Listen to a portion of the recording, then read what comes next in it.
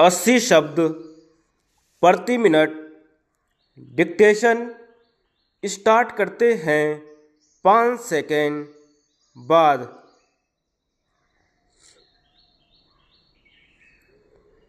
उपाध्यक्ष महोदय, जब बैंक का प्रमुख काम आम जनता की मांग की पूर्ति है तो बैंकों का यह कर्तव्य हो जाता है कि वे जनता की भाषा में ही काम करने लगें।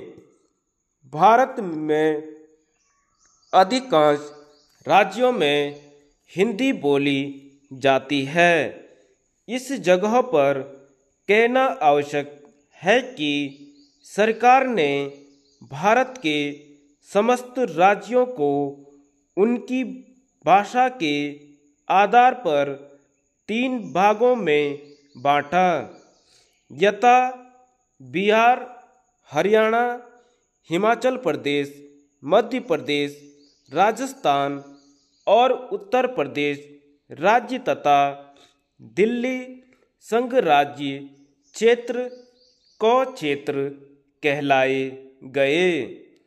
गुजरात, महाराष्ट्र व पंजाब राज्य तथा चंडीगढ़ संघ राज्य क्षेत्र खो क्षेत्र कहलाए गए और बाकी राज्य गौ क्षेत्र में आए।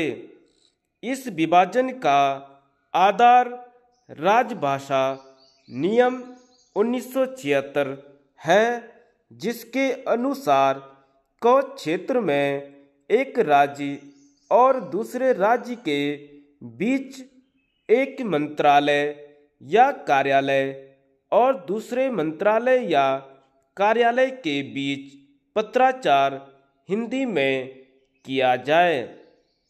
ख क्षेत्र में यह 100% न हो करके कुछ कम होगा और गौ क्षेत्र में उससे भी कम। हाँ, तो हम बैंकों के राष्ट्रीयकरण की बात कर रहे थे।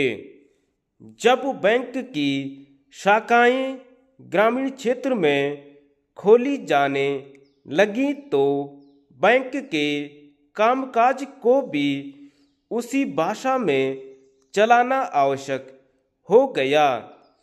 जहां ग्राहक बैंकों के पास ऋण लेने आया करते थे, वहां सरकार के बैंक ऐसे लोगों की खोज में जाने लगे जिन्हें धन की आवश्यकता थी।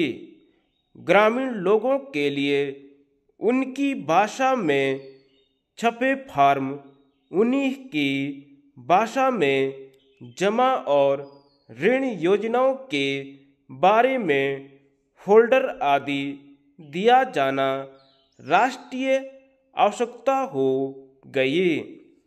राज्य सरकार भी चाहने लगी कि स्थानीय भाषा में अधिक काम हो। राष्ट्रीयकृत हो जाने के बाद बैंकों ने पहले अपने अपने केंद्रीय कार्यालयों में और को क्षेत्र में स्थित अपने क्षेत्रीय या आंचलिक कार्यालयों में हिंदी कक्ष की स्थापना की। हर केंद्र में एक हिंदी अधिकारी और हिंदी टंकक की नियुक्ति की गई। प्रत्येक कार्यालय में एक राज्य भाषा कार्यान्वयन समिति भी गठित की गई, जिसकी बैठकें हर तिमाही को बुलाई जानी थीं।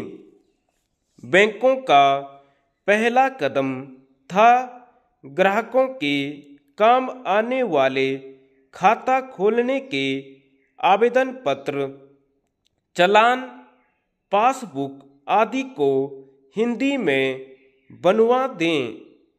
चूँकि भारत एक बहुभाषी देश है, फार्म आदि केवल हिंदी में नहीं बनाए जा सकते थे।